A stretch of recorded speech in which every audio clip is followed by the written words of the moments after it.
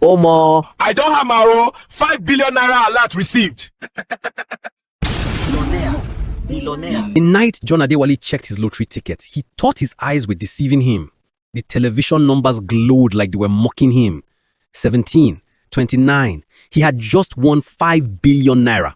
He didn't just cut people off, he deleted his entire contact list, blocked his family, and only called a few people using strange numbers. No be everybody go chop for my pot, he muttered. He tracked down his head of department's number through his old class rep and made one last call. Old man, I say make I tell you say school na scam, so no dey zuzu. Before the HOD could respond, John cut the line and laughed until his stomach hurt. The next day, he packed his bags, walked into his parents' sitting room, and dropped his national diploma certificate on the table. I'm done with this education wahala, John said. I know they go back to Yabatek again. School can't teach me what billions will. He stormed out before they could speak another word, leaving them in stunned silence. That was the last time they saw him for many years. John disappeared from his old neighborhood and relocated to an expensive apartment in Lekki. He bought a fleet of cars, a G-Wagon, a Range Rover, and even a Lamborghini that turned heads on every street. His new friends were influencers, party girls, and fake businessmen. They hailed him as Baba for the girls. Every weekend, he hosted wild parties with music, champagne, and women dancing to sunrise. Months passed, and his spending became uncontrollable. He bought expensive clothes he wore only once and gave away millions to random girls. Even when his mother fell sick, he only sent money but refused to visit. She'll be fine, he told himself. Deep inside, guilt haunted him, but he drowned it with alcohol and women. The truth was, the money that once gave him power was now digging his grave.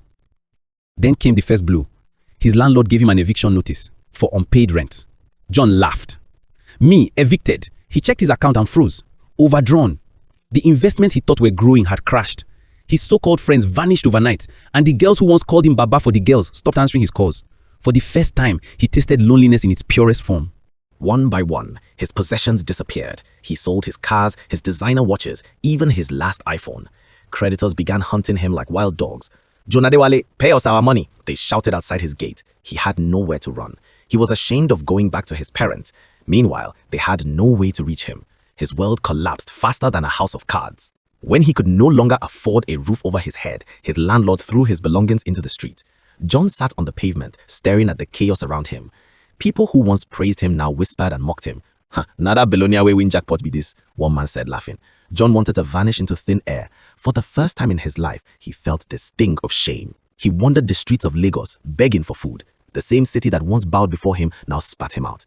At night, he slept under bridges, his once fine clothes now rags. He begged at bus stops, at markets, even in front of churches. "Oga, I beg, make una help me with small change," he would say with trembling hands. People tossed coins at him. Some even took selfies with him, the fallen billionaire.